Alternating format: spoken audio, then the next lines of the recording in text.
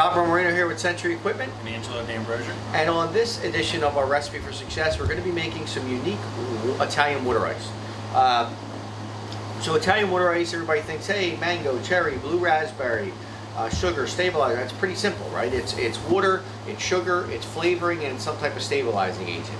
And look, that sells. Mango and cherry and blue raspberry, comprise most of the sales for a lot of Italian ice shops. Well, we're trying to teach our customers in this series how you can be unique and do different things and create flavors thinking outside the box. Not necessarily what your suppliers supply, but just walking around your grocery store.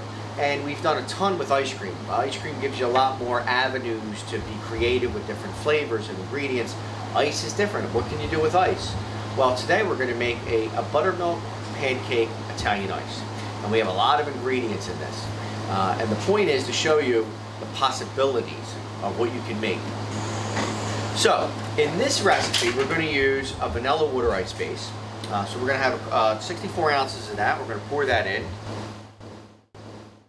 We're going to use some ice cream mix. Ice cream mix is when you add ice cream mix to your water ice, and you can add this to anything, it creates what's called a cream ice. So it gives it a little bit more of a sorbet type feel, a little bit akin to a creamy water ice rather than a more ice-based, water-based water ice. So we're going to throw that in. Straight that up for me. We have about 8 ounces of stabilizer. What does stabilizer do?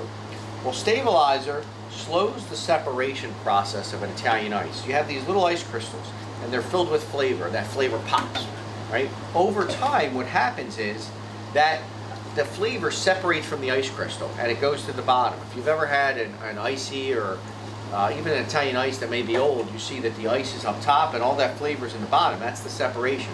Stabilizer helps slow that process. It keeps the ice crystal smooth and consistent. It's important. It extends the shelf life of your ice.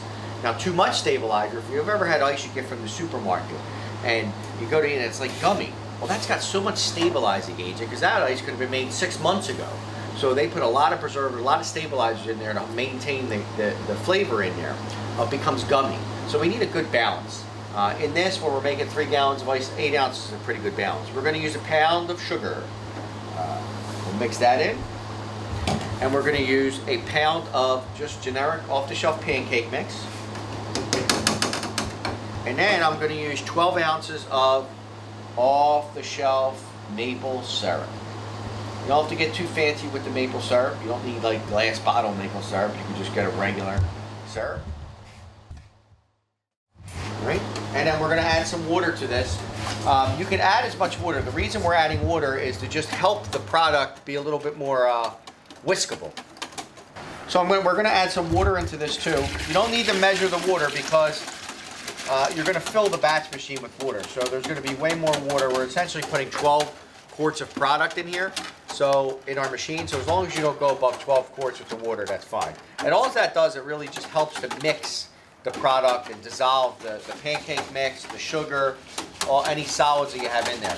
We don't want to pour dry product into our machine because dry product will wear the blades, like dry sugar will wear the blades a little bit quicker. So we want to make sure that everything is dissolved. So we're just basically putting a homogenized mixture liquid into our machine to freeze.